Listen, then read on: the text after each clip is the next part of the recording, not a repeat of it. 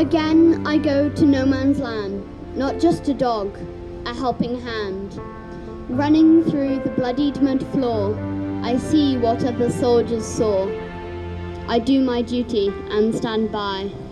He cries and cries and cries and cries, and I stay with him until he dies. 8 million horses and donkeys died whilst transporting ammunition and supplies to the front line. Thousands of dogs were used to run messages, lay telegraph wires, detect mines, and dig out bomb victims. It touches something very deep, I think, maybe in the British psyche.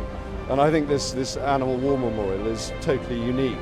And it's no coincidence that it's probably the most popular memorial in London. Yeah, there are a lot of animals you'll find on the front lines. With the working dogs, we used to have obviously the bottom-toes dogs, which would go out in front of us, and they'd be then sniffing for IEDs, or in case of Afghanistan, all the Soviet mines that were just left behind. And so these dogs would find them for us, and then we'd be able to obviously dispose of them. Otherwise, potentially, I'd hate to think what could have happened. I think what ultimately touches our hearts about animals is their combined vulnerability, devotion, and sense of responsibility.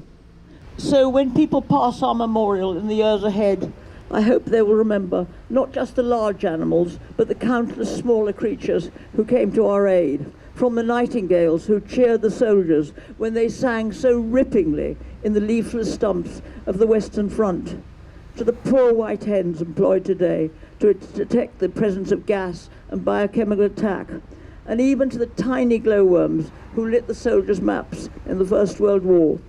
Please remember them all. This guard of honor before you today is here because of the deeds of their forefathers.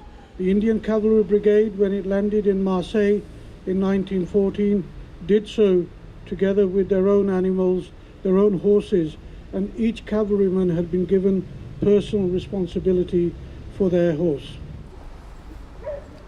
I'm principally here because of the Irish Terriers, and of course they were sent to France and served in the trenches as ratters, and then there were the messenger dogs, and they did incredible service and put up with appalling conditions. It's an unwritten, unspoken story, but I think it's very important that we remember those sort of things.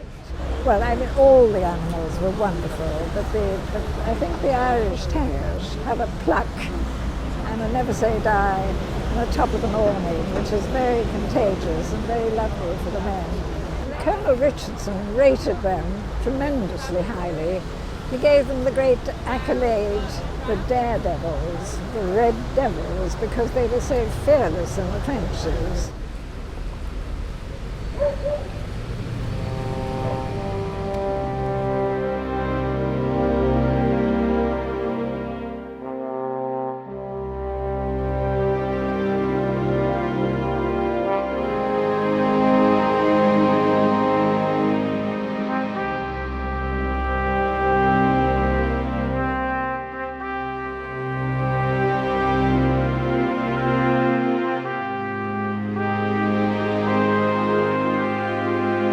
For the war they fought, for a task unsought, for the joy they wrought, and the love they brought.